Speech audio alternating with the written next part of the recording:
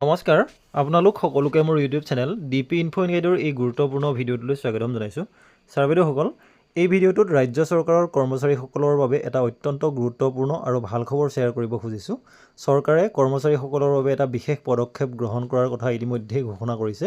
সেই বিষয়ে এই ভিডিঅ'টোত চমুকৈ জনাবলৈ চেষ্টা কৰিম। আশা কৰিছোঁ ভিডিঅ'টো শেষলৈকে চাই ইনফৰমেশ্যনখিনি ভালদৰে জানি ল'ব, লগতে ভিডিঅ'টো প্ৰতিগৰাকী কৰ্মচাৰীৰ লগত শ্বেয়াৰ কৰিব যাতে সকলোৱে এই বিষয়ে জ্ঞাত হ'ব পাৰে।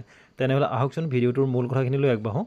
ছাৰ বাইদেউসকল, যোৱা 23 ডিচেম্বৰ 2024 তাৰিখে অসম চৰকাৰৰ যি কেবিনেট অনুষ্ঠিত হৈ গৈছিল, তাত এটা সিদ্ধান্ত গ্ৰহণ কৰা হৈছিল। সেইটো এনেধৰণৰ: জনসাধাৰণৰ মাজত বিশেষকৈ যুৱ সমাজৰ মাজত গ্ৰন্থ পঢ়াৰ অভ্যাস বৃদ্ধি কৰিবলৈ কেবিনেটে 2025 বৰ্ষটিক কিতাপৰ বৰ্ষ হিচাপে উদযাপন কৰাত অনুমোদন জনাইছে।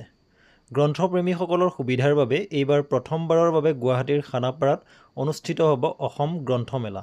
বছৰটোৰ ভিতৰত সকলো জিলাতে গ্ৰন্থমেলা অনুষ্ঠিত হ'ব আৰু গ্ৰন্থ অধ্যয়নৰ সংস্কৃতিক প্ৰচাৰ কৰা হ'ব। নতুন বছৰৰ উপহাৰ হিচাপে কিতাপ প্ৰদানৰ ব্যৱস্থা কৰা হ'ব। বিভাগসমূহে চৰকাৰী কৰ্মচাৰীসকলৰ মাজত অধ্যয়ন সংস্কৃতিক প্ৰসাৰিত কৰিবলৈ পুথিভঁৰাল নিৰ্মাণ বা সৃষ্টি কৰিব। ধন্যবাদ।